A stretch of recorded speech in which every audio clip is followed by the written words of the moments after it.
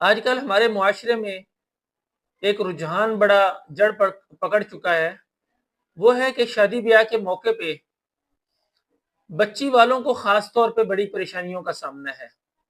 پہلی چیز جو ہے کہ ہمارا جو اس وقت معاشرہ دو چیزوں میں گھیرا ہوا ہے۔ ایک، ہم ہندوانہ رسومات کے اندر بہت زیادہ جکڑ چکے ہیں، جیسا کہ اب مہندی کا فنکشن ہے، اب بارات آئی ہے، اس کو کھانا کھلانا ہے، اور پھر بچی کے جہیز کے متعلق بہت ساری چیزیں ہمارے سامنے آتی ہیں۔ تو اس سلسلے میں نے سمجھا کہ اپنے دوست احباب کو آگاہ کیا جائے کہ یہ سراسر ہندوانہ رسومات کے اندر ہم جکڑ چکے ہیں۔ جہیز اس کا تصور ہی نہیں ہے اسلام کے اندر، جیسا کہ حضرت فاطمہ رضی اللہ تعالیٰ عنہ کے بارے میں بہت سارے لوگوں نے یہ مشہور کر رکھا ہے کہ ان کو رسول اللہ صلی اللہ علیہ وسلم نے فلاں چیز دی، فلاں چیز دی۔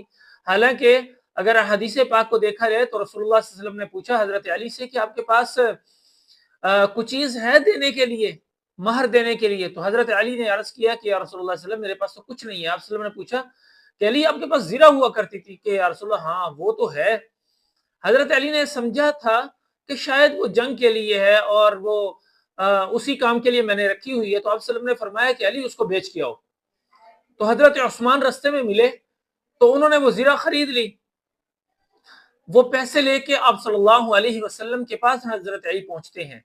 آپ صلی اللہ علیہ وسلم نے ان پیسوں میں سے کچھ پیسے اپنے گھر بھیجے تاکہ اس سے حضرت فاطمہ کو تیار کیا جائے، اور کچھ پیسے جو ہیں وہ مہر کے لیے رکھے۔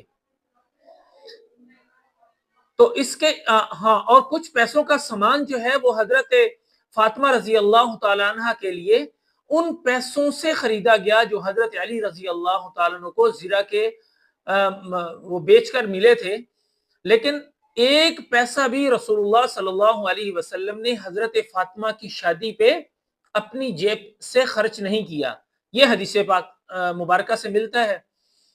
اب جب لڑکی والے ان کے پاس بارات آتی ہے تو بڑا ایک عجیب سا ماحول ہوتا ہے کہ چھوارے تو لے کے آتے ہیں لڑکے والے، وہ بانٹے جاتے ہیں، لیکن بریانی، مکنجن اور یہ وہ ساری چیزیں اور دیگیں پک رہی ہوتے ہیں لڑکی والوں کے پاس، وہ سارا بوجھ لڑکی والوں کے پاس ہے۔ تو یہ کتنا بڑا ظلم ہے کہ ایک وہ باپ جو ہے وہ بچی کو پال پوس کے اتنا بڑا کر کے حوالے کر رہا ہے آپ کے، اور دوسرا وہ جہیز کے بوجھ کے اندر دبا ہوا ہے۔ تیسرا یہ اس کو فکر ہوتی ہے کہ اتنے لوگ آئیں گے، کھانے کے اندر یہ